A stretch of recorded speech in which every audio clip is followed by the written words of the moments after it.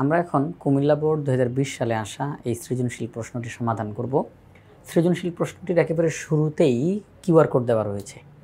যেই QR code scan করা মাত্রই আপনি এই সৃজনশীল প্রশ্নটির সমাধানের ভিডিও দেখতে পাবেন। আমাদের ইজি ম্যাথ বইয়ে প্রত্যেকটা অঙ্কের পাশেই একটা করে কিউআর কোড দেওয়া। যেই কিউআর কোড স্ক্যান করা মাত্র ওই নির্দিষ্ট অঙ্কটির সমাধানের ভিডিও আপনারা দেখতে পাবেন, যেটি আপনাদের জন্য অনেক বেশি উপকারী। তাই আশা করি আপনারা সবাই ইজি ম্যাথ বইটি সংগ্রহ করে ফেলবেন ইনশাআল্লাহ। কুমিল্লা বোর্ড 2020 সালে যে সৃজনশীল প্রশ্নটি এসেছে, এখানে শুরুতেই কিছু তথ্য দেওয়া রয়েছে উদ্দীপকে। যেমন এখানে বলা হয়েছে এস ইকুয়াল টু, এখানে এস দ্বারা একটা অন্যয়কে বোঝানো হয়েছে। এখানে সেই শর্তগুলো দেওয়া রয়েছে x comma y, x belongs to A, y belongs to A এবং 2x minus Y equal to 1। অর্থাৎ এক্সের উপাদানগুলো এ এর ভিতর থেকে আসবে, ওয়াইয়ের উপাদানগুলো এ এর ভিতর থেকে আসবে, 2x minus Y equal to 1 হবে। এই সবগুলো শর্ত যারা মানবে তারাই এই সেটের অন্তর্ভুক্ত হতে পারবে। এখন এই যে এখানে বলা হলো এক্স এর উপাদানগুলো এ এর ভিতর থেকে আসবে, ওয়াইয়ের উপাদানগুলো এ এর ভিতর থেকে আসবে, এই এটা কোথায়? এখানের মধ্যে সেই এটা দেওয়া আছে এ ইকুয়াল টু 0, 1, 2, 3। বি দিয়ে আরেকটা তথ্য দেওয়া B equal to Y minus 3x। তিনটা প্রশ্ন রয়েছে ক খ গ, আমরা সবগুলো প্রশ্নেরই ধারাবাহিকভাবে সমাধান করব। তো এখন শুরুতে আমরা ক নাম্বার প্রশ্নটা সমাধান করব। ক নাম্বারে বলা হয়েছে যোগ করো 3.25, 2 এর উপরে পৌনঃপুনিক, 5 এর উপরে পৌনঃপুনিক, 2.09, 9 এর উপরে পৌনঃপুনিক। এই দুইটা সংখ্যাকে আমাদের যোগ করতে হবে। তো যখন অঙ্কের উপর দশমিকের মতো ফোঁটা অর্থাৎ পৌনঃপুনিক, যখন অঙ্কের উপর পৌনঃপুনিক চিহ্ন থাকে তখন তার যোগ এর সিস্টেমটা আমাদেরকে একটু জানা দরকার, যে এটা কীভাবে করে যোগ করে। এটাকে একদম সাধারণ যোগ না যে আমি 3.25, 2.09 বরাবর বসে আমি যোগ করে দিলাম, না, এখানে একটু কিছু সিস্টেম মানতে হবে। কারণ যখন কোনো একটা সংখ্যার মধ্যে পৌনঃপুনিকের চিহ্ন থাকে তখন সেখানে দুই রকমের কথা হইতে পারে। দশমিকের পরে অনাবৃত অংশ, দশমিকের পরে আবৃত অংশ। যেই অঙ্কের উপরে পৌনঃপুনিকের চিহ্নটা থাকে, পৌনঃপুনিকের ফোঁটাটা থাকে, ওই অঙ্কটাকে বলা হয় আবৃত অঙ্ক। আর যখন দশমিকের পরে পৌনঃপুনিক থাকে না কোনো অঙ্কের উপরে, ওইটা হচ্ছে অনাবৃত অঙ্ক। তাহলে দশমিকের পরে আমরা দুইটা অংশ পাবো। দশমিকের পরে দুইটা অংশ, একটা অংশ হচ্ছে অনাবৃত অংশ, আরেকটা হচ্ছে আবৃত অংশ। আবৃত অংশ মানে পৌনঃপুনিক আছে, আর অনাবৃত মানে পৌনঃপুনিক নাই। তাহলে এই দুইটা জিনিসের দিকেই আমাদেরকে খেয়াল রাখতে হবে। এই সংখ্যাটার মধ্যে দশমিকের পরে দুইটা অঙ্কের উপরেই পৌনঃপুনিক চিহ্ন আছে, তার মানে দুইটাই আবৃত, এখানে অনাবৃত নাই। এখানে দশমিকের পরে একটার উপরে পৌনঃপুনিক আছে, তাহলে এটা আবৃত, আরেকটার উপরে পৌনঃপুনিক নাই, তাহলে এটা অনাবৃত। এখানে আবার দুই রকমের জিনিসই আছে। তাহলে এই সংখ্যাটা যখন, দুইটা সংখ্যা যখন আমরা যোগ করতে যাব, তখন দশমিকের পরে অনাবৃত অংশ ঠিক রাখতে হবে, আবৃত অংশ ঠিক রাখতে হবে। এই জন্য আমরা প্রথমে বলছিলাম যে এই যোগটা একদম ওই নর্মাল যোগ না, যে আমি একটা সংখ্যা নিয়ে আরেকটা সংখ্যা বসাই দিলাম, যোগ করে দিলাম, না। এখানে অনাবৃত অংশ, আবৃত অংশ, এই দিকে আমাদেরকে খেয়াল রাখতে হবে, ঠিক করতে হবে। তাহলে চলেন আমরা এখন সেই কাজটা করি। আমি এই অঙ্কটা একটুখানি যদি একটু লিখে করাই তাহলে বুঝাইতে আরও সুবিধা হবে। এখানে তো অঙ্কটা করাই আছে আমাদের ইজি ম্যাথ বইয়ের মধ্যে, আপনারা দেখতে পাচ্ছেন। আমি একটু লিখে দেখাই। 3.25, 3.25, 2 এর উপরে পৌনঃপুনিক, 5 এর উপরে পৌনঃপুনিক, আরেকটা হচ্ছে 2.09, 9 এর উপরে পৌনঃপুনিক। আমরা যেই কাজটা করব সেটা হচ্ছে অঙ্কটা করার জন্য এক সাইডে চলে আসবো, একদিকে। এটা রাফ করতেছি, এখন যেটা লিখতেছি এটা রাফ, অর্থাৎ এটা অঙ্কের অংশ না, এটা এমনি রাফ বোঝানোর জন্য লিখতেছি। রাফ লিখে দিই, রাফ। আচ্ছা, তো এখন যেই বিষয় আমরা এখানে মধ্যে লিখব অনাবৃত, আবৃত। অনাবৃত একটু সংক্ষেপে লিখি, হ্যাঁ, একটু সংক্ষেপে লিখি, আশা করি আপনারা বুঝবেন। অনাবৃত আর হচ্ছে আবৃত, অনাবৃত, আবৃত। তো আমরা প্রথম যেই সংখ্যাটা, এখানে দশমিকের পরে অনাবৃত অঙ্ক কি একটাও আছে, দুইটা আছে, তিনটা আছে? দশমিকের পরে অনাবৃত অঙ্ক এখানে কয়টা আছে? আমরা দেখতেছি এই সংখ্যাটাতে দশমিকের পরে অনাবৃত অঙ্ক একটাও নাই, তার মানে শূন্যটা আছে। একটাও নাই, তার মানে শূন্যটা, তাই না? তাহলে অনাবৃত অঙ্ক 0টা। এই সংখ্যাটার মধ্যেই দশমিকের পরে আবৃত অঙ্ক কয়টা? আবৃত অঙ্ক 2টা, একটা 2টা, 2টার উপরেই পৌনঃপুনিক আছে, আর পৌনঃপুনিক থাকা মানে আবৃত, 2টা অঙ্কের উপরে পৌনঃপুনিক আছে, তাহলে আবৃত হচ্ছে 2টা। তাহলে এই সংখ্যাটার মধ্যে দশমিকের পরে অনাবৃত অঙ্ক 0টা, আবৃত অঙ্ক 2টা। এবার আসেন এই সংখ্যাতে যাই। এখানে দশমিকের পরে অনাবৃত কয়টা? অনাবৃত অর্থাৎ একটা অঙ্কের উপর আমরা দেখতেছি পৌনঃপুনিক নাই, তাহলে এখানে অনাবৃত অঙ্ক একটা। পৌনঃপুনিক নাই কয়টা অঙ্কের উপরে? দশমিকের পরে, দশমিকের আগে আমাদের দেখারই দরকার নেই, ওখানে আমাদের কোনো কথাবার্তা হবে না, কারণ পৌনঃপুনিক এটা দশমিকের আগে কখনো হয় না, দশমিকের পরেই হয়। আর এই জন্য ওই পৌনঃপুনিকের কারণেই এতগুলো কথা বলা লাগতেছে যে দশমিকের পরে পৌনঃপুনিক আছে কয়টার উপরে, পৌনঃপুনিক নাই কয়টার উপরে। ঠিক আছে, পৌনঃপুনিক নাই মানে অনাবৃত, পৌনঃপুনিক আছে মানে আবৃত। তাহলে দশমিকের পরে পৌনঃপুনিক নাই কয়টাতে? একটাতে, তাহলে অনাবৃত একটা অঙ্ক, অনাবৃত একটা অঙ্ক। আচ্ছা ঠিক আছে, এখানের মধ্যে আছে, এখানে সব যেহেতু ইংরেজিতে লেখা, তাহলে এটাও ইংরেজিতেই লিখি তাহলে। হ্যাঁ আচ্ছা ঠিক আছে, তাহলে এখানে দশমিকের পরে আবৃত কয়টা? পৌনঃপুনিক আছে কয়টা অঙ্কের উপরে? এখানে পৌনঃপুনিক আছে একটা অঙ্কের উপরে, তাহলে আবৃত একটা। ওকে, তাহলে অনাবৃত লিখলাম, আবৃত লিখলাম। এখন আমাদেরকে যেই কাজটা করতে হবে, সিস্টেম যেটা, অনাবৃতর যেই অঙ্কগুলো আছে তাদের মধ্যে সবচেয়ে বড় অঙ্কটা কত? অনাবৃতর বেলায় যেই অঙ্কগুলো আমরা দেখতে পাচ্ছি তাদের মধ্যে সবচেয়ে বড় অঙ্ক কোনটা? 0 এবং 1, এর মধ্যে বড় কোনটা? 1। আচ্ছা, সবচেয়ে বড় 1। আচ্ছা, আবৃতর বেলায় বড় ছোট না, আবৃতর বেলায় বড় বা ছোট এসবের দিকে আমরা তাকাবো না। আবৃতর বেলায় সিস্টেম হচ্ছে যেই সংখ্যাগুলো আছে তাদের লসাগু কত। আবৃতর বেলায় সিস্টেম হচ্ছে যেই এখানের মধ্যে যেই অঙ্কগুলো লিখলেন আপনি, এদের লসাগু কত? তাহলে 2 আর 1-এর লসাগু হচ্ছে 2। 2 আর 1-এর লসাগু কত? 2। তাহলে কথাটা একটু বুঝেন। নিয়ম হলো অনাবৃত অঙ্ক সংখ্যা, অনাবৃত অঙ্ক সংখ্যাগুলোর মধ্যে বড় অঙ্কটা, আবার কিন্তু এখানে তাকাইয়েন না যে এখানে তো বড় কোনটা, না না না। আপনি বলছেন যে এখানে দশমিকের পরে অনাবৃত নাই, তাহলে 0টা অনাবৃত। আপনি বলছেন এখানে দশমিকের পরে অনাবৃত একটা, তাহলে এই যে অনাবৃত একটা। এই 0 আর 1-এর মধ্যে বড় কোনটা? 1। ওকে, আবৃত 2টা, আবৃত একটা, এই 2 আর 1-এর লসাগু কত? তাহলে অনাবৃতর বেলায় দেখবো বড় কত, আবৃতর বেলায় দেখবো লসাগু কত। ঠিক আছে, তাহলে এখানে বের হইল 1, এখানে বের হইল 2, 1 আর 2 মিলে হয় 3টা, 1 আর 2 মিলে কত হয়? 3। 1 আর 2 মিলে কত হয়? 3। এখান থেকে আমরা কি জানতে পারলাম জানেন?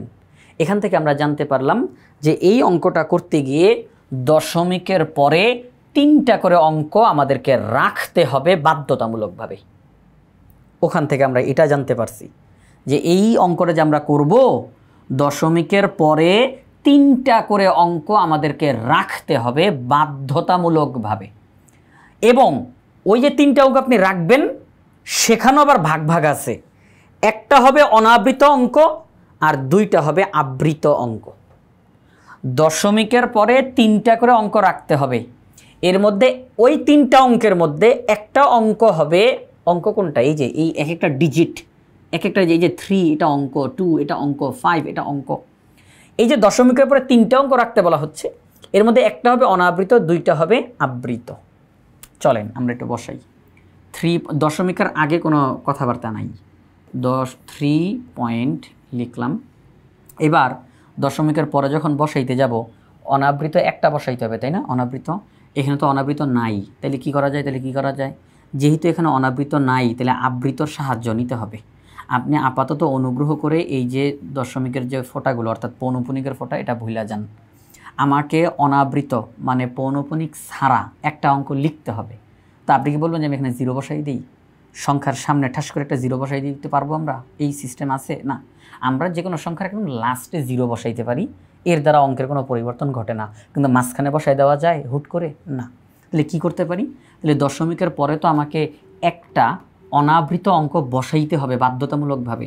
তাহলে দশমিকের ঠিক পরে যে আছে, দশমিকের ঠিক পরে যে আছে তাকেই আমরা বসাবো অনাবৃত হিসাবে। আমরা এই মুহূর্তে এই 2টাকেই অনাবৃত হিসাবে বসাবো। Okay fine. এবার আসেন আবৃত। আবৃত কয়টা বসাইতে হবে? 2টা। আবৃত কয়টা বসাইতে হবে? 2টা। তাহলে আমি তো এই 2 তো লিখে ফেলছি, এখন আমি 5-এর কাছে আসি। 5 একটা লিখলাম, কিন্তু আমাকে তো লিখতে হবে 2টা। আমি এবার যেই কাজটা করব, 5-এর পরে তো আর কেউ নাই, কিন্তু 5-এর আগে তো একটা পৌনঃপুনিকের অঙ্ক বাকি ছিল, মনে আছে? একটা পৌনঃপুনিকের অঙ্ক বাকি ছিল, সেই 2টাকে এখন আমরা লিখব। এই যে 5-এর উপরে পৌনঃপুনিক, 2-এর উপরে পৌনঃপুনিক। সিস্টেমটা একটু খেয়াল করেন ভাইয়া, সিস্টেমটা একটু খেয়াল করেন। দশমিকের পরে একটা অনাবৃত অর্থাৎ পৌনঃপুনিক ছাড়া অঙ্ক বসাইতে হবে। তাহলে দশমিকের ঠিক পরে যে আছে তাকেই আমরা পৌনঃপুনিক ছাড়া বসাই দিব। এরপরে বসাইতে হবে 2টা পৌনঃপুনিকওয়ালা অঙ্ক। তাহলে আমরা করব কি, 2কে তো অলরেডি লিখছি, তাহলে 2-এর পরে যাই 5। তাহলে 5 তো একটা পৌনঃপুনিক, আরও একটা পৌনঃপুনিক লিখতে হবে যে। তো আমরা তো অনাবৃত লিখতে গিয়ে এই 2কে বাদ দিয়ে ফেলছিলাম, তাকে এখনও লিখি নাই। পৌনঃপুনিক হিসাবে 2কে এখনও লিখি নাই, কিন্তু সত্যিকার অর্থে তো 2-এর মাথার উপরে পৌনঃপুনিক চিহ্ন দেখা যাচ্ছে। তাহলে 2কে তো বাদ দেওয়া ঠিক হবে না। তাহলে আমরা এখন এই 2কে লিখব। এই হয়ে গেছে 2টা পৌনঃপুনিক। তাহলে দেখেন, দশমিকের পরে একটা অনাবৃত, 2টা আবৃত। দশমিকের পরে একটা অনাবৃত, 2টা আবৃত। আচ্ছা, ওকে, ফাইন। এবার যেই বিষয়টা দেখেন, এরপর আমরা একটা দাগ টান দিই। এটা অঙ্কের অংশ, এই যে এই দাগটা অঙ্কের অংশ। এই যে আপনি পৌনঃপুনিক দিলেন 2টা অঙ্কের উপরে 5 2। আচ্ছা, পৌনঃপুনিক মানে কি? এটাই তো রিপিট হয়, তাই না? তাহলে 5 2 5 2 5 2 এইভাবেই তো এটা রিপিট হবে। আমরা করব কি, এই 5 2 এটাকে একবার রিপিট করে দিব। 5 2কে একবার রিপিট করে লিখব। এইটা আমাদেরকে অঙ্কের মধ্যে সহযোগিতা করবে। এটার রেজাল্ট অঙ্কের মধ্যে ঢুকবে না, কিন্তু এটা আমাদের অঙ্ককে সহযোগিতা করবে। এইভাবে করে লিখতে হবে। আপনারা এটার ব্যাখ্যাটা পরবর্তীতে দেখবেন, আমি বলবো আর একটু পরে। আচ্ছা, এবার আসেন এখানে যাই। 2.09 2 পয়েন্ট লিখলাম। এবার অনাবৃত একটা অঙ্ক, দশমিকের ঠিক পরেই অনাবৃত একটা অঙ্ক আছে, আলহামদুলিল্লাহ। তাহলে আর এখানে আর কোনো ভাবনা চিন্তা নাই। এবার আমি যাব আবৃত। আবৃত লিখতে হবে 2টা, কিন্তু এখানে আবৃত একটা অঙ্ক আছে 9। এই 9কে 2বার লিখব, কারণ 9-এর উপরে তো পৌনঃপুনিক চিহ্ন আছে, তার মানে 9কে লেখার কথা। তাহলে 9কে লিখব, 2বার লিখব, পৌনঃপুনিকের চিহ্ন দিয়ে দিই। এবার 9 9 আমরা এখানে আবার 2বার লিখে দিই। এখানে আর পৌনঃপুনিকের চিহ্ন দেওয়ার দরকার নেই। আমি আমার রাফের অংশটি একটু এখান থেকে মুছে দিই, জায়গা যেহেতু এদিকে বেশি একটা নাই জায়গা। এবার আমি দাগ টান দিব, লিখব যোগ করে। এখানের মধ্যে একদম শেষ থেকে এই যে কেন আমরা পাশে এটা লিখলাম, এটা কেন পাশে আমরা লিখলাম সেই ব্যাখ্যাটা আপনারা এখন পাবেন। এটা একদম শেষে লেখার কারণ হচ্ছে 2 আর 9 যোগ করলে কত হয়? 11। কত কত? 2 আর 9 যোগ করলে 11, 11 আর 1 হাতে থাকে 1, 9 আর 1 10, 10 আর 5 15, 15 আর 5 হাতে থাকে 1। এই যে হাতে থাকে 1, এখন কিন্তু আমি ওই হাতের 1টাকে সামনে নিয়ে আসব। সিস্টেম যা, এখন আপনি নর্মালি যোগ করবেন, এখন আপনি পুরোটা নর্মালি যোগ করবেন। শুধু প্রথমে বসানোর বেলায়, অঙ্কগুলো বসানোর বেলায় ওই অনাবৃত আবৃত ওই নিয়মটা আমাদেরকে ফলো করতে হবে, কিন্তু যখন বসানো শেষ আপনি এবার একদম নর্মাল যোগের অঙ্কটা করে ফেলবেন। তাহলে 9 আর 2 11, 11 আর 1 হাতে থাকে 1, 9 আর 1 10, 10 আর 5 15, 15 আর 5 হাতে থাকে 1। এই যে হাতের 1, এই 1টাকে আমরা সামনে নিয়ে আসব এবং এখানে আমাদের অঙ্কের মধ্যে দিব। 9 আর 1 10, 10 আর 2 12, 12 আর 2 হাতে থাকে 1, 9 আর 1 10, 10 আর 5 15, 15 আর 5 হাতে থাকে 1, 2 আর 1 3, 3 আর 2 5। পৌনঃপুনিক এই বরাবর, পৌনঃপুনিক এই বরাবর। ওকে, অঙ্কটা কমপ্লিট, অঙ্কটা শেষ হইল। এই যে আমরা যে লাস্টে যে এই অঙ্কগুলো লিখছিলাম, এটার কি সহযোগিতা পাইলাম? এটার সহযোগিতা পাইলাম, একটু দেখেন। যদি আমি এদেরকে না লিখতাম, যদি না লিখতাম, তাহলে সেই ক্ষেত্রে আমি কিন্তু এখানের মধ্যে একদম প্রপার রেজাল্ট আমরা পাইতাম না, একদম সঠিক রেজাল্ট আমরা পাইতাম না, একটু ঘাটতি থাকতো, একটু ঘাটতি থেকে যাইতো। কেমন? 9 আর 2 11, 11 আর 1 হাতে থাকে 1, এরকমভাবে আমরা লিখতাম। কিন্তু ওই যে এখান থেকে যে আমি 1 নিয়ে আসছি, এখান থেকে, এই যে এখান থেকে আমি যে 1 নিয়ে আসছিলাম, আমি যদি এদেরকে না লিখি, তাহলে কি আমি সেই হাতে যে 1 আছে সেই খবর আমি পাবো? সেই খবর আমি পাবো? দেখেন, একটু দেখেন, আমি আপনাদের একটু তফাৎটা দেখাই। 5 2 আর এটা হচ্ছে 9 9। তাহলে 11 আর 1 15, 15 আর 5 10, 12, 12 আর 2 15 আর 5 3 5। আচ্ছা, দেখেন তো এখানে রেজাল্টটা কত আসছে? 5.352। এই যে এই দাগের এই পাশেরগুলো রেজাল্ট না, এগুলো রেজাল্ট না। 5.352। আমি একটু এখানে একটু লিখি, 5.352 এটার রেজাল্ট আসছে এবং এটা পুরোপুরি সঠিক রেজাল্ট। কিন্তু আমি যদি এই পাশেরগুলো না লিখতাম তাহলে আমার রেজাল্টটা কত আসতো? আমার রেজাল্টটা তখন কত আসতো? 1 5 3 5, তখন আমার রেজাল্ট আসতো 5.351। দেখেন দুইটা রেজাল্টের মধ্যে তফাৎ আছে না? আপনারা বলবেন স্যার মাত্র একের তফাৎ, এর তো কোনো সমস্যা না নাকি? না, আমাকে তো একদম কারেক্ট রেজাল্টটা বের করতে হবে। তাহলে দেখেন দুইটার মধ্যে কিন্তু আমরা তফাৎ দেখতে পাচ্ছি একদম। আমি যখন যে পাশে যখন সংখ্যাগুলো লিখছি তখন আমার হাতের মধ্যে কোনো অঙ্ক এই সাইডে আসবে কি না, এইদিকে কি 1 বা 2, হাতে ওই যে আমরা বলি না হাতে 1 আছে হাতে 2 আছে, এরকম কোনো কিছু এইদিকে আসবে কি না সেটা আমরা জানতে পারি এই পাশের এগুলো লেখার মাধ্যমে। এভাবেই করে এরা আমাদেরকে সহযোগিতা করে। কিন্তু আমি এদেরকে যখন লিখি না তখন আমি হাতের কোনো খবর জানি না যে আমার হাতে 1 বা 2 কিছু আছে কিনা, তখন রেজাল্ট এরকম, অর্থাৎ একটু ঘাটতি রয়ে যায়। আশা করি আপনারা ব্যাখ্যাটা বুঝতে পারছেন কেন আমরা পাশে এই অঙ্কগুলোকে লিখি, এক্স্যাক্ট রেজাল্ট পাওয়ার জন্য। ঠিক আছে, তাহলে ক নাম্বার অঙ্কটা করাইতে গিয়ে অনেকক্ষণ সময় নিলাম, কারণ এক একটা অঙ্কের এক এক রকমের গুরুত্ব থাকে। এখান থেকে ক নাম্বারে যে অঙ্কটা দিছে এটার ব্যাখ্যা দিতে গিয়ে অনেকক্ষণ সময় লাগছে, কিন্তু খ আর গ হয়তো একদম আরও তাড়াতাড়ি হয়ে যাবে। আচ্ছা ঠিক আছে, আচ্ছা তাহলে আমরা এখন এখানের মধ্যে রেজাল্ট হিসাবে বলবো 5.352। চলেন একটু রেজাল্ট এখানে তো আছে, এখানেই তো আছে, এখান থেকে দেখাই দিই। এই যে নির্ণয় যোগফল 5.352, 5-এর উপরে পৌনঃপুনিক, 2-এর উপরে পৌনঃপুনিক, অনাবৃত মানলাম, আবৃত মানলাম। আশা করি আপনারা অঙ্কটা পুরোটা ক্লিয়ার। এখানে সেই কথাগুলো লেখা হয়েছে, দেওয়া আছে দুইটা সংখ্যা, এখানে অনাবৃত অংশের অঙ্ক সংখ্যা হবে 1, মানে একটা অঙ্ক সংখ্যা হবে 1 মানে একটি, আর আবৃত অংশের অঙ্ক সংখ্যা হবে 2 ও 1-এর লসাগু অর্থাৎ 2। এরপর অঙ্কটা করে দেখাইলাম। এবার চলেন আমরা খ নাম্বার অঙ্কতে চলে যাই। খ নাম্বার অঙ্কতে কি বলছে? খ নাম্বার অঙ্কতে বলছে এস অন্যয়কে তালিকা পদ্ধতিতে প্রকাশ করে তার রেঞ্জ নির্ণয় করো।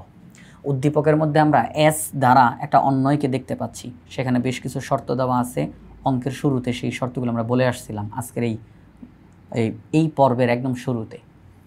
তো আমাদেরকে বলল যে তালিকা পদ্ধতিতে প্রকাশ করার জন্য, অর্থাৎ এক্সের মান ওয়াইয়ের মান প্রত্যেকটা মান নির্দিষ্ট করে জানানোর জন্য, নির্দিষ্ট করে তালিকা পদ্ধতি মানি প্রত্যেকটা উপাদান একেবারে নির্দিষ্ট করে জানাইতে হবে। তো তালিকা পদ্ধতিতে প্রকাশ করতে বলছে, তারপরে আমরা তার রেঞ্জ বের করব। রেঞ্জ কোনটা? যখন আমরা কোনো একটা অন্যয়কে তালিকা পদ্ধতিতে প্রকাশ করি আমরা এক একটা জোড়া পাই, যেটাকে ক্রোমোজোর বলতে পারি, ক্রোমোজোর। সেই ক্রোমোজোরের প্রথম উপাদানগুলোকে বলা হয় ডোমেন, দ্বিতীয় উপাদানগুলোকে বলা হয় রেঞ্জ। তাহলে আমাদেরকে যদি তার রেঞ্জ বের করতে বলছে তাহলে আমরা দ্বিতীয় উপাদানগুলো বের করব। চলেন তাহলে আমরা অঙ্কটা করি। উদ্দীপকে দেওয়া সেই এস অন্যয়ের তথ্যগুলোকে আমরা লিখলাম। সবার প্রথমে দেওয়া আছে S অন্যয় x comma y, x প্রথমে বসবে ওয়াই পরে বসবে, এক্সের মানগুলো এ এর ভিতর থেকে আসবে, ওয়াইয়ের মানগুলো এ এর ভিতর থেকে আসবে। আপনারা দেখবেন ক নাম্বার অঙ্কটা করাতে যতক্ষণ সময় লাগছে খ নাম্বারটা তার যেতে কম লাগবে, ঠিক আছে? আচ্ছা, 2x - y = 1 এবং এ সেটের উপাদানগুলো এখানে দেওয়া আছে। ওই যে শর্তটা দেওয়া ওই শর্তটা মানতে হবে। আমরা সাধারণত ওয়াইকে একা রাখি, বাকি সবাইকে আরেক সেটে পাঠিয়ে দিই। তাহলে এখানে একা রাখতে গেলে কি করতে হবে? এখানে আছে কত? 2x - y = 1, 2x - y = 1। আমরা লিখতে পারি 2x = 1 প্লাস y, তার মানে 2x - 1 = y। এটাকে যদি সাজাইয়া লিখি y = 2x - 1, অর্থাৎ আমরা ওয়াইকে ওই সাইডে পাঠিয়ে দিলাম, 1কে এই সাইডে পাঠিয়ে দিলাম। y = 2x - 1, এটা এখানে ডাইরেক্ট লেখা হয়েছে y = 2x - 1। এখন আমাদের কাজ হবে, যেহেতু এখানে বলা আছে এক্সের মানগুলো এ এর ভিতর থেকে আসবে, আমরা করব কি এ এর ভিতর থেকে এক একটা উপাদানকে নিয়ে এক্সের মান হিসাবে বসাই দিব। এই যে এ এর ভিতর থেকে 0 তাকে নিয়ে বলবো এটা এক্সের মান, 1কে নিয়ে বলবো এটা এক্সের মান, 2কে 3কে নিয়ে যাব। আমরা একটা ছক তৈরি করব, ছক তৈরি করে সেখানে এক্সের মানগুলো লিখলাম। এক্সের মান এ এর ভিতর থেকে আনছি, এক্সের মান 0, এক্সের মান 1, এক্সের মান 2, 3, এ এর ভিতর থেকে আনলাম।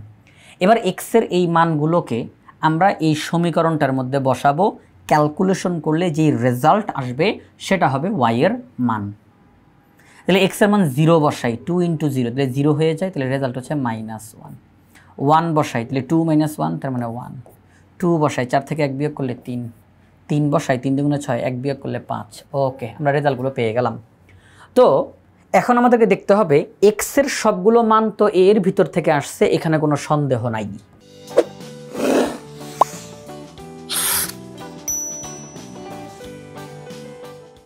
এবং এখানে যে মানগুলো আমরা বসাইছি এই মানগুলো এই যে শর্তটা দেওয়া এটার থেকে ক্যালকুলেশন করেই বসাইছি, তার মানে এই শর্তটাও মানছে, এখানেও কোনো সন্দেহ নাই। এখন দেখতে হবে শুধু যে ওয়াই এর মানটা এর ভিতর থেকে আসছে তো, ওয়াই এর মানগুলো এর ভিতরে আছে তো, এটা আমাদেরকে এখন চেক করতে হবে। যদি এটাও মানে অঙ্ক শেষ। তাহলে আমরা দেখলাম ওয়াই এর মান -1, এই যে সেট এ সেট, ওয়াই এর মান -1 এ সেটের ভিতরে নাই, তাইলে শর্ত মানে নাই, এটাকে গ্রহণ করা যাবে না। ওয়াই এর মান 1 এখানে আছে, ওয়াই এর মান 3 এখানে আছে, ওয়াই এর মান 5 এখানে নাই, তাহলে এটাও নেওয়া যাবে না, কারণ সব শর্ত মানতে হবে। যদি দেখা যায় যে কোনো অঙ্ক কোনো একটা শর্ত মানে নাই, তাদেরকে নেওয়া যাবে না। তাহলে ওয়াই এর মান -1, ওয়াই এর মান 5 এ সেটের ভিতরে নাই, কিন্তু শর্ত দেওয়া ছিল ওয়াই এর মানগুলোকে এ সেটের ভিতরে থাকতে হবে। তাহলে -1 আর 5 যেহেতু এ সেটের ভিতরে পড়ে নাই, তাহলে এরা বাদ। তাহলে আমরা 0, -1 একে নিতে পারবো না, 3, 5 একে নিতে পারবো না, এরা এসের অন্তর্ভুক্ত হইতে পারে না, কারণ এসের অন্তর্ভুক্ত হইতে হইলে সব শর্ত মানতে হবে। এরা তো এই শর্ত মানে নাই, তাহলে এসের ভিতরে এরা ঢুকবে না। তাহলে ঢুকবে কারা? 1, 1 এটা এক্স এর মান, এটা ওয়াই এর মান। 1, 1 এটা এস অন্যয়ের ভিতরে ঢুকবে।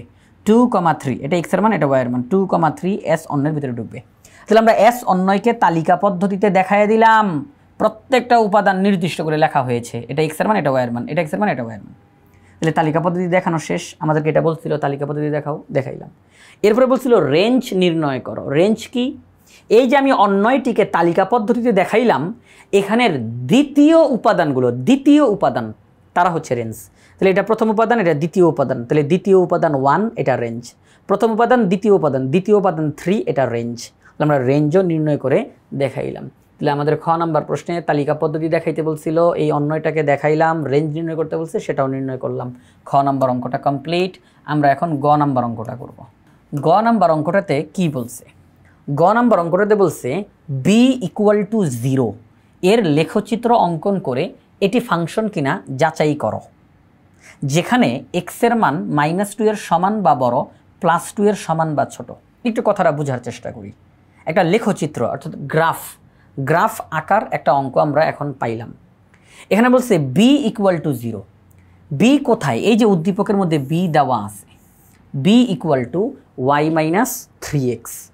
তো এই যে বি = y - 3x দেওয়া আছে, আমাকে তারা বলল বি = 0।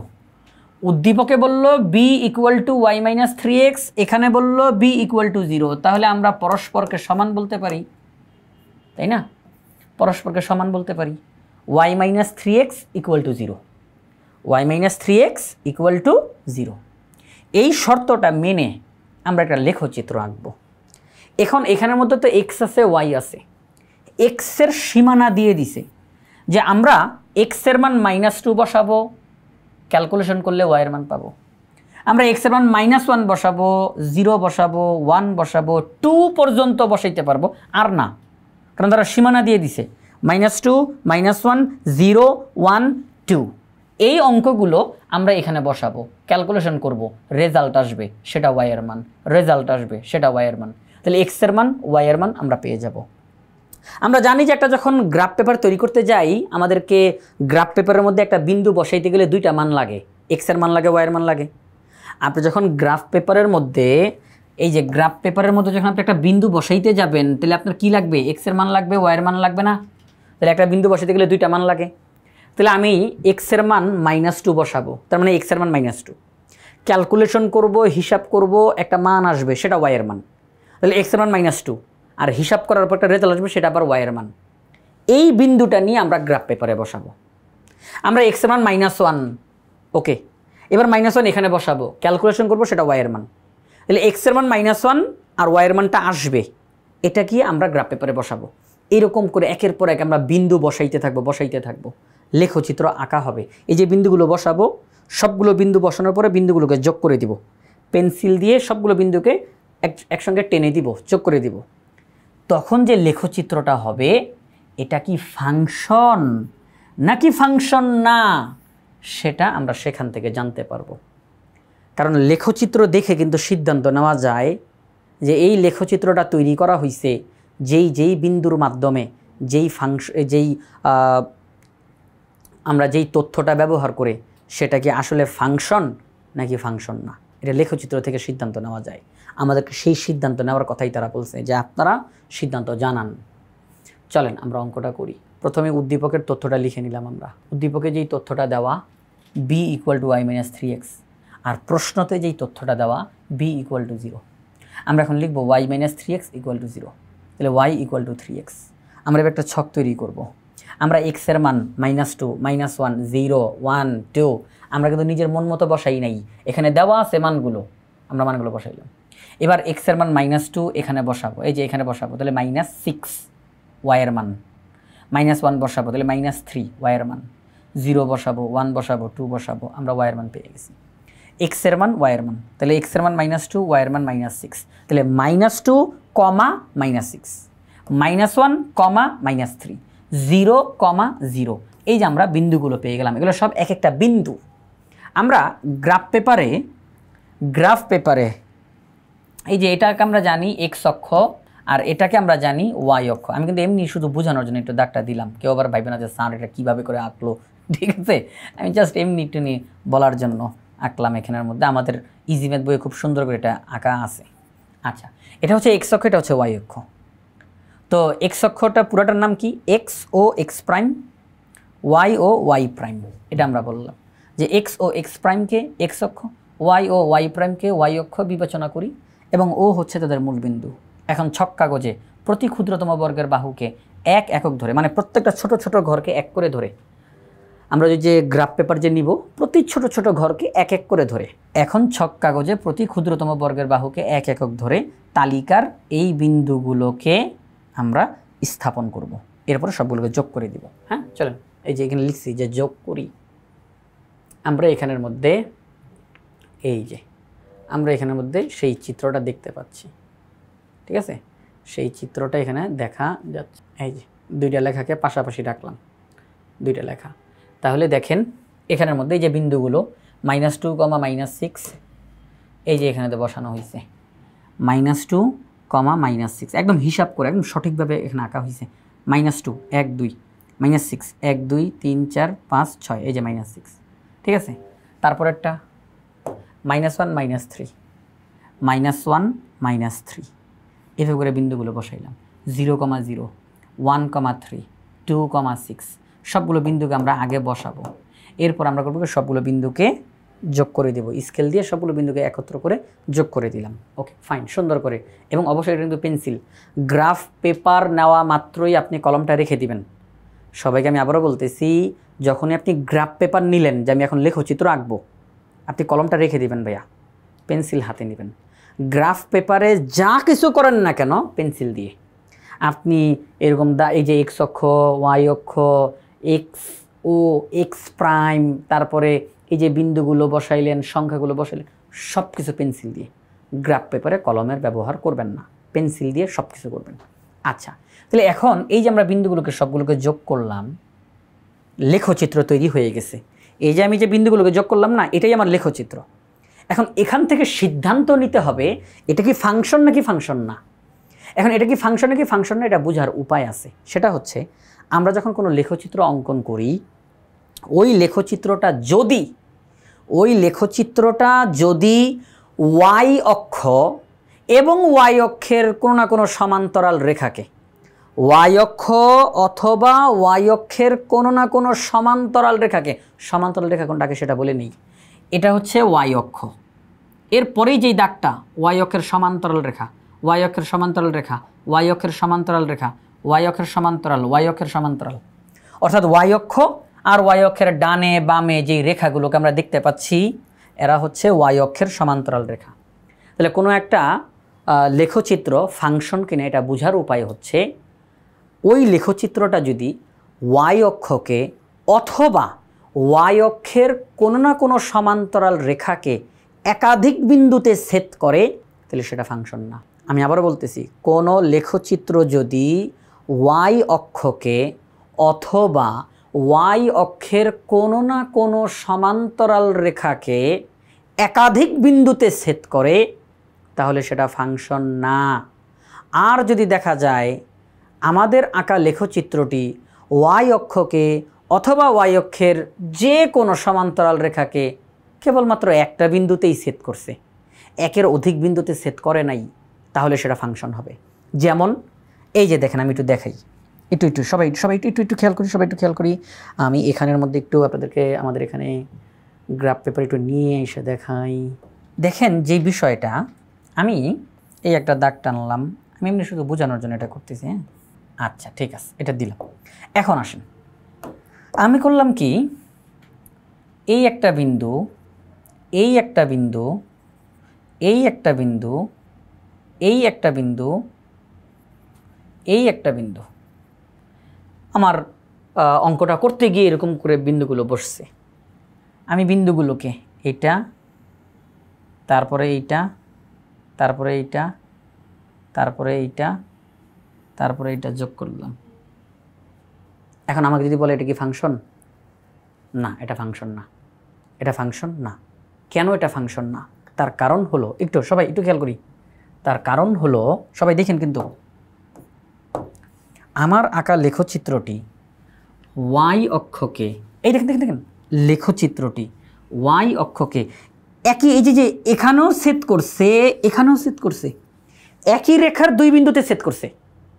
আমাদের আঁকা লেখচিত্রটি একই রেখার দুই বিন্দুতে ছেদ করছে ওয়াই অক্ষকে, ওয়াই অক্ষর দুইটা বিন্দুতে আমাদের আঁকা লেখচিত্রটি ছেদ করছে। আপনি যদি ওয়াই অক্ষের কথা নাও বলেন, তাও আমাদের আঁকা লেখচিত্রটি ওয়াই অক্ষের সমান্তরাল রেখাকে এখানেও ছেদ করছে, এখানেও ছেদ করছে, সমান্তরাল রেখাকে এখানেও ছেদ করছে, এখানেও ছেদ করছে, ওয়াই অক্ষের সমান্তরাল রেখাকে এখানেও ছেদ করছে, এখানেও ছেদ করছে। তাহলে যদি দেখা যায় যে আমরা যেই লেখচিত্র আঁকলাম সেই লেখচিত্রটি ওয়াই অক্ষকে অথবা ওয়াই অক্ষের যে কোনো একটা রেখা, সমান্তরাল রেখাকে একাধিক বিন্দুতে ছেদ করছে, তাহলে সেটা আর ফাংশন হবে না। আমরা যদি এখন এটাকে এইভাবে করে আঁকি, এই যে এটাকে যদি এইভাবে করে আঁকতাম, যে আমি একটু তাড়াতাড়ি করে এঁকে দেখাই। হ্যাঁ, আমরা যদি এইভাবে করে আঁকতাম তাহলে ওটা ফাংশন হইতো না, কারণ এখানেও ছেদ করছে, এখানেও ছেদ করছে, হবে না, হবে না। আচ্ছা, আমি যদি এইভাবে করে দেখাই, যে এইভাবে করে আসছে, ওয়াই অক্ষ তো ছেদ করে নাই, আপনারা দেখতেছেন, কিন্তু ওয়াই অক্ষকে ছেদ না করলেও ওয়াই অক্ষের সমান্তরাল রেখাকে তো ছেদ করছে একাধিক বিন্দুতে, ওয়াই অক্ষের সমান্তরাল রেখাকে তো ছেদ করছে একাধিক বিন্দুতে, তাহলে এটার ফাংশন না। কিন্তু আমরা ফাংশন বলবো কোনটাকে? আমরা ফাংশন বলবো এইটাকে। কেন?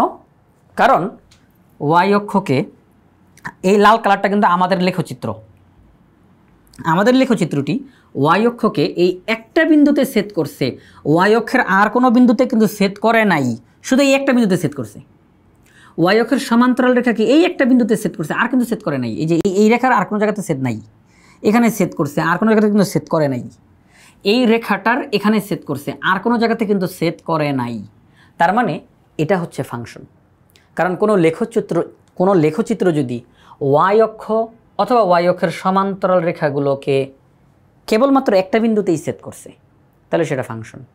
আর যদি কোনো লেখচিত্র ওয়াই অক্ষকে অথবা ওয়াই অক্ষের সমান্তরাল রেখাকে এক বা একাধিক একের অধিক বিন্দুতে, এক না একের অধিক বিন্দুতে ছেদ করে, তাহলে সেটা আর ফাংশন নয়।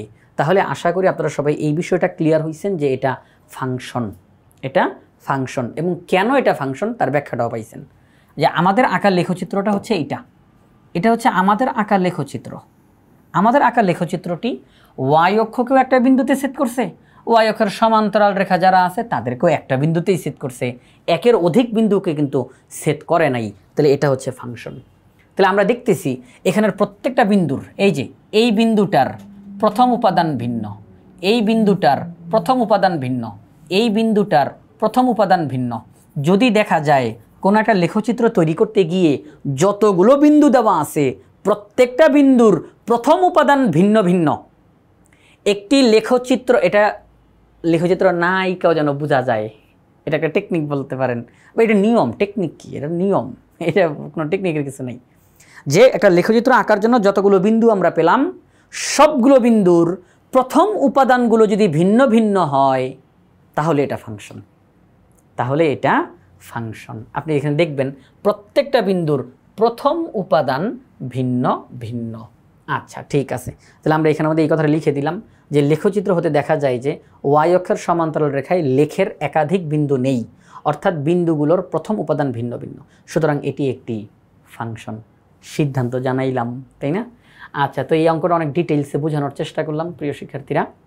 আমাদের ইজি ম্যাথ বইয়ে প্রত্যেকটা অঙ্ক একেবারে ভেঙে ভেঙে বিস্তারিতভাবে সহজভাবে বোঝানোর চেষ্টা করা হয়েছে, এবং প্রত্যেকটা অঙ্কের পাশেই একটা করে কিউআর কোড দেওয়া রয়েছে, যাতে করে আপনাদেরকে আর আপনি যদি কোনো একটা অঙ্কের মধ্যে আটকায়া যান যে বুঝতেছেন না, কনফিউশন তৈরি হয়েছে, তখন ইউটিউবে গিয়ে অনেক বেশি খোঁজাখুঁজি সার্চ করা, এই কষ্টটা যেন না করতে হয়। আপনি যেই অঙ্কতে আটকায় গেছেন, কনফিউশন আছে, আপনি জাস্ট ওই কিউআর কোডটা স্ক্যান করবেন, সাথে সাথে ওই অঙ্কটার ভিডিও আপনার সামনে চলে আসবে। আপনার সময়ও বাঁচবে, বেশি ঘাটাঘাটিও করতে হবে না, আপনি খুব সহজে আপনার কনফিউশনটা ক্লিয়ার করে ফেলতে পারবেন। তাই আশা করব আপনারা সবাই ইজি ম্যাথ বইটা সংগ্রহ করে ফেলবেন। আমরা কুমিল্লা বোর্ড 2020 সালে আসা এই সৃজনশীল প্রশ্নটির সমাধান করে ফেললাম।